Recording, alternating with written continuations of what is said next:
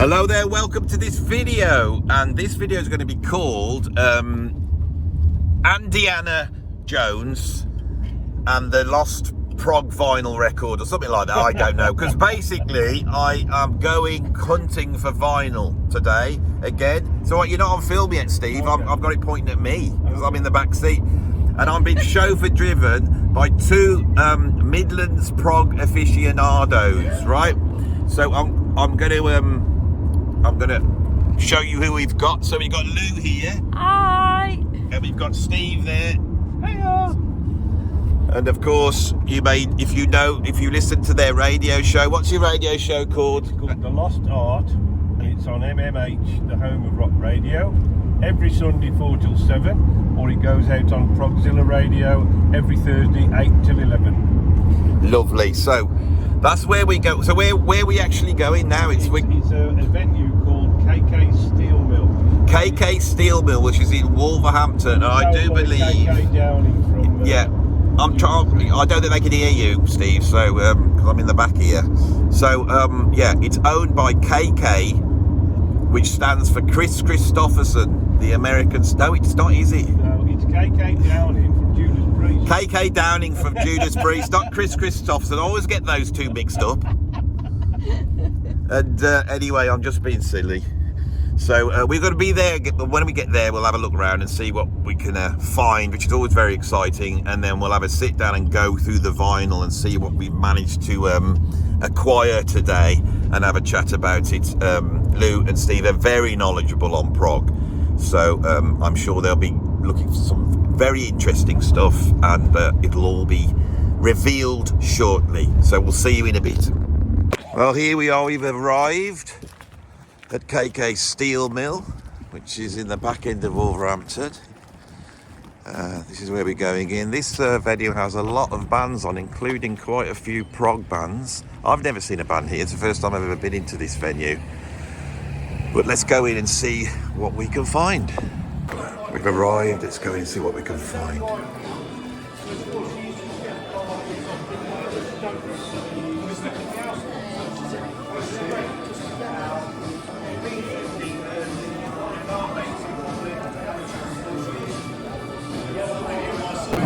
Well, me and Steve have got our records, and I just want to see what you've got. Just give a quick whiz through. It's a bit noisy in here, isn't it? Yeah, so right. You might not be able to hear me. The humongous sum of £22. Is that all you? I spent more than you this time. £22, and I've got 7 albums for that. Let's have a look. Right, we got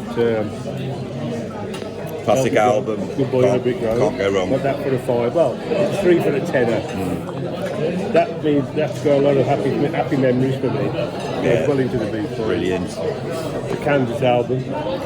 Yes, Kansas, the best America can do when it comes to prog. And then I had to get this one, Best of the Doobie Brothers.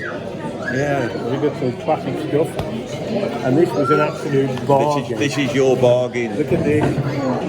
In the 3 for a tenner, and there was one guy doing it for 20 quid. Well, you've done all right with that one. Camel. Moon Madness, one of the classic ones, isn't it? Dances, yeah. Yeah. And then I got this one for 2 quid, which is actually featuring Tony K from Yes. For 2 quid. 2 quid. Yeah. £22. Even though the albums were the wrong way round. And what? So Lou, what have you got? Metallica, their greatest album. They won't be able to hear you in here, so I'll narrate it. No, that's alright, I'm glad actually. Yeah. That's it, yeah. Their best album there. Brilliant, that's from 1981, is it? Or 1980, isn't it? Yes. Can't read it, Dragon Bastard. Yeah. I know it was remastered 2 years ago. Yeah, it's a new release. And of course the classic 200 Motels on vinyl. Absolutely brilliant album. I think that's the best of the Flo and Eddie era. Brilliant. Well, we've done all right, haven't we? Yeah. I have returned. I have now got home with my trawl of records. I must say before I get into this that it's such an enjoyable thing to go out and go searching for vinyl. It's a very relaxing thing. And as I was thumbing my way through a box of various records, looking at all the Toya Wilcox albums and Venus and Mars by Wings, all those ones are there, Goodbye Yellow Brick Road, it's all there, and you're thumbing your way through. It's almost like a meditation.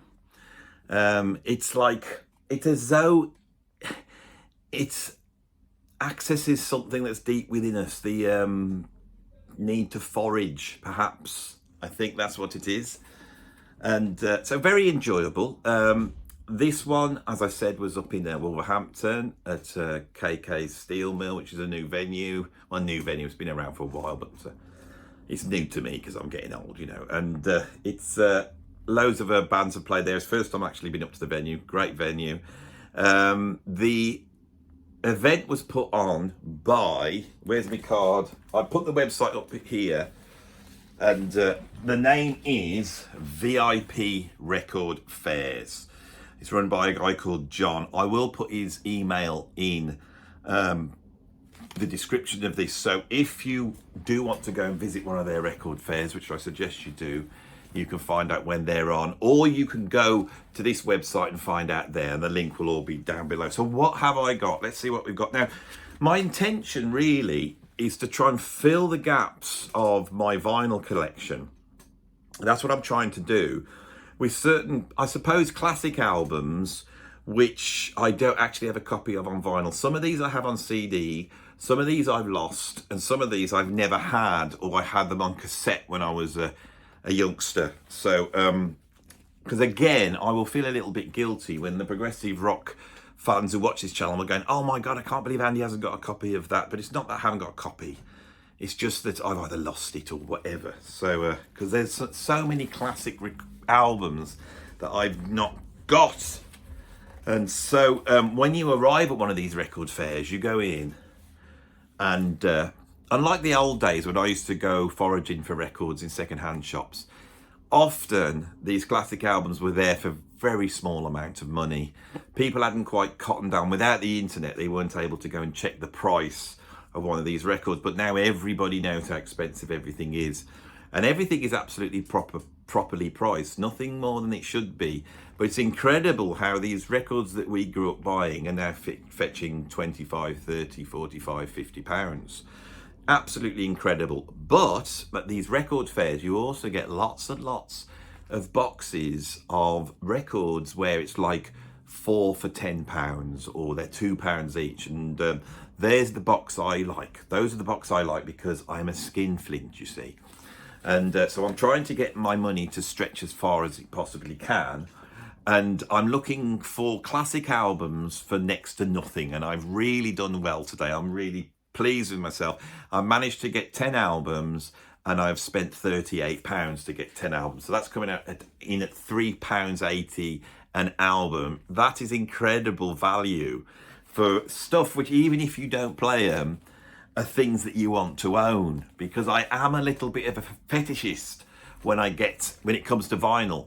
I'm not so much with CD. I don't have it with CD. I don't think anyone has. There's something that's magical about vinyl. And you forget it, you know, and when you actually hold an album that you used to own 40 years ago back in your hand again, you open it up, there is something very nostalgic about it. There's something very exciting about it. So what have I got? Well, I've got first on the list, and you've got to remember this is coming in about £4, is Focus 3. Arguably, this or Moving Waves, you could argue, is probably their greatest album. The thing about this one, it's a double album.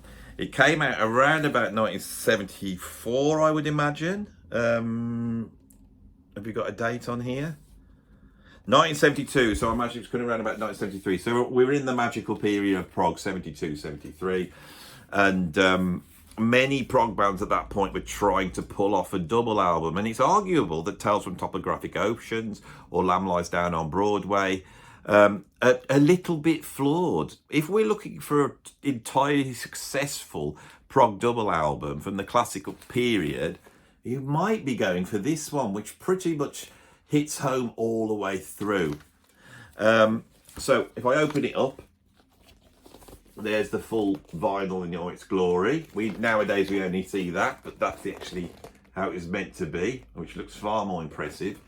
Inside we have There we got the band there. So the lineup is the classic lineup on here. You know, Tis van Leer, vocal, organ, piano, alto, flute, piccolo and harpsichord. An incredible multi-instrumentalist. Jan Akkerman, solo guitar and acoustic guitar. Of course, Jan Akkerman is one of the great underrated guitarists of the early 70s, playing in a style that was sort of, along with, say, John McLaughlin perhaps, was the beginning of this sort of almost like shredding guitar playing. And I don't think Jan gets the credit he should. I recently did an underrated guitarist, and afterwards I thought I missed him off. I should have spoken about Jan Akkerman. We got Bert Rutte on bass guitar, and of course the great Pierre van Linden on drums. Now, a friend of mine was at the Cropredy Festival a few weeks back, and Focus played, and he sent me a video of Focus playing with Pierre van Linden on drums, and he was playing incredibly. He has still got all the chops and all the fire. Absolutely incredible. What have we got on here? It opens up on side one with Round Goes the Gossip, then Love Remembered, and then we get Sylvia, one of their classic tracks, then Carnival Fugue. Side two, we get Focus 3, then Answers, Questions, Questions, Answers. And then on side 3, we have a side-long epic called Anonymous Part 1, which actually carries on over to side 4, and we get Anonymous 2. So we've got an epic which is even longer than a side. Elspeth of Nottingham, of course, and then we end up with House of the King, which I think they originally recorded on the second album. It's another classic Focus song. This is one of the great albums of all time, and Focus are very interesting band because they seem to fulfill the rules of classic prog completely. You know, they do all the stuff that you expect. They're one of the few European bands that I think embody an aspect of the English aesthetic, which I think is key to a prog. But also, you can see them as almost like a jazz fusion band. They solo and improvise, and there's a lot of that stuff going on. And I think this is what I love about these bands. You know, if you could listen to something like Jethro Tull or this band, they're improvising. ELP did it. Yes, didn't do it so much. King Crimson did. And I think that's something that's missing from modern prog. Anyway, so that's an absolute classic album. As is this beauty, which I have only ever owned on CD, and I don't think I've got a copy of this anymore. So I was really chuffed to get this on vinyl, which is, of course, Eliza Sudhillo by John Anderson.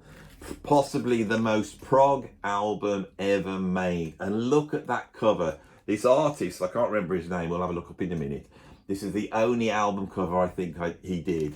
And it rivals Roger Dean. Look at that, it opens up.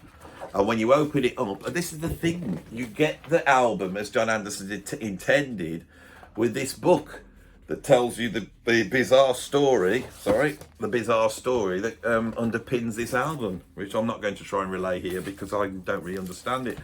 And we've got the inner sleeve as well. I mean, this is how albums should be. This is how they should be. £4. Absolutely incredible. A piece of prog history. And the name of the guy that did the artwork is, if I can find some credits on here, because of course this album is pretty much John Anderson doing everything on here, and it's sort of somewhere between prog and ambient and electronica. It's an incredible album. It's unlike any other prog album you could think of. And it says that the illustrations were by Dave Rowe. And so this is a fantastic, an iconic prog cover there. Absolutely brilliant. It says there, I just saw it, says that this album came from an idea originated by Roger Dean. And I had to buy this, which is one of my favourite Yes albums. I owned it on cassette when I was a kid. Played it to death. And then I lost that cassette, and since then I haven't actually had a copy of this album, believe it or not, which is why I've never held it up before in any of the videos I've spoken about. Yes, it is of course that masterpiece, Relayer. Shall we have a look at this? And I've used this artwork on so many videos. I think this is possibly the greatest progressive rock album cover of all time. Would you not say? Look at that. And inside, it's the simplicity of it. it's not overblown. It's actually quite minimal and beautiful. Absolutely incredible. And we do have the inner sleeve, which is just a black and white with the lyrics on. It's lovely to have. So really chuffed. I mean, even if you have these albums, you know, £4 and you can stick that on your wall. Right. I have many times on this video explained how one of the albums that moved me from classic rock or heavy metal or heavy rock over to jazz fusion and prog was an album by Cozy Powell called Tilt. Now, I actually saw a copy of that today. He followed that up with an album called Octopus, which I did own and I'd lost at some point. And I am looking for a copy of Octopus. But of course, the originator of the Cozy Powell albums was this. And I think this is the classic one. This is the one that everybody will know. Cozy Powell Over the Top, which was made in 1979. Now, this is not what you would expect, because Cozy Powell's albums do not pull on the sort of, you know, monumental rock music he's known for playing. It's a lot more jazz fusion, a lot more groove related. There's a lot more soloing. And what I love about them is a lot of these musicians that we associate with late 70s rock get to do some real fusion playing. Now, this one, I think Over the Top, which is the famous track on it, is the big drum solo on here. But I must admit, I don't really know the rest of the album. So I'm really looking forward to listening to this. I don't know why these Cozy Powell's albums aren't discussed more, because the lineup's incredible. Of course, Cozy on drums, and then on bass we've got Jack Bruce. We've got Don Airy on keyboards. Bernie Marsden's playing rhythm guitar on here. Some of the lead guitar work on some of them is by Gary Moore. In fact, I think there's only one track with Gary Moore on, which is called Killer, and I'm hoping that will be one of those shred Gary Moore tracks that we can find on various late 70s albums. Who else is on here? We got Max Middleton, of course, who plays on the Jeff Beck albums. Dave Clemson comes on guitar. So I'm really looking forward to this, to see what it sounds like. Should really know it, but I'm a massive fan of Cozy Powell. This guy I've never been that much of a fan of, but I've been trying to pick up the 3 albums, which I think are the classic albums. This is Mike Oldfield. So I was never a fan of Tubular Bells coming up, but I've come to appreciate it doing this channel. I've always had a copy of Tubular Bells. On my last trip out to the record fair, I picked up a copy of Amadorn. And so I felt I needed to pick up a copy of that. Now, this was ridiculous because it was £2, right? Absolutely incredible. And I think that trio of albums is sort of your classic Mike Oldfields. I know there's Incantations as well. That might be the next one I would get. But this trio, I will now prepare a video. And I think I'm going to do a video, and I might pull in my old mate Rob Reed to talk about Mike Oldfield, who has a project called Sanctuary. Rob Reed's the guy behind bands like Cyan and Magenta. I've played on a few albums for him. I had a band called Kiyama a few years back with him. But Sanctuary albums really explore the sort of arrangements that Mike Oldfield used on these albums. And Rob's an absolute Mike Oldfield freak. So it'd be really interested to grapple one of the biggest selling prog artists in history, and one of the biggest selling artists in history. Right, so now we're going to move on to some jazz fusion albums. You know, I thought I should pick up. Now, this guy, I only own one album by, and it's a bit of a dodgy sort of live album that was almost like a bootleg album. So I think I've got the 2 albums that I would want by this guy. I do have some of his jazz albums. I better tell you who it is. It's George Benson. George Benson, for me, is one of the greatest jazz guitarists that's ever lived, but he is also a superstar. I love his voice. I love the pop stuff he does, and I also love the jazz stuff he does. And one of the things I love about George Benson is he is so committed to what he's doing that even when you buy a commercial album, when it gets to the guitar solo, he is still playing proper jazz. So the obvious one that you would require, which is I've never had up until now, I've never owned this, is this one, Breathing. This is the big crossover album.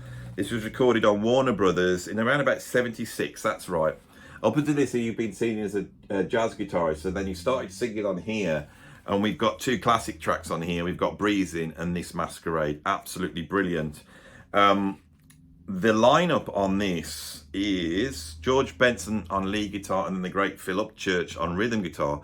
We've got Ronnie Foster on keyboards, George Dalto on clavinet and acoustic piano, Stanley Banks on bass, I don't know who that guy is, but then Harvey Mason on drum, one of the funkiest drummers of all time, and Ralph McDonald on percussion. Classic lineup, 70s production. And don't you feel, when these artists first crossed over into playing this sort of Muzaki pop-like jazz, that the 70s production that people like Grover Washington had and George Benson makes it tasteful. And this stuff got really bad the closer they got to the 80s, and once all the DX7s came out and then General MIDI and all that. But this is a fantastic album. So I got that, but I've also got this one here, Weekend in LA, a double album. Look at that. That's the inside. There's George smiling. And he's, what is it? Is it Gibson L5 or whatever he's got going on down there? It's George Benson's signature Gibson by the look of it. There's the back cover there. This double album, and again we got Stanley Banks on bass, Ralph McDonald on percussion, Ronnie Foster on keyboards, Phil Upchurch on rhythm guitar, George Dalto on piano and keyboards, and Harvey Mason on drums. So it's the same lineup. This is a double album. It's got The Greatest Love of All on it. Down Here on the Ground, Ode to Kudu, We As Love, California PM, Lady Blue, We All Remember Wes, Windsong, and of course On Broadway, It's All a Game, and Weekend in LA. And so this was made came out in 78. It was recorded on the 30th of October, the 1st of October, and the 2nd in 1977 at the Roxy, where Frank Zappa recorded the Roxy and elsewhere. Classic stuff. So that's what I've got. So I've got 10 albums, I think, there, and 2 are double. So it's actually 12 albums I've managed to get for next to nothing.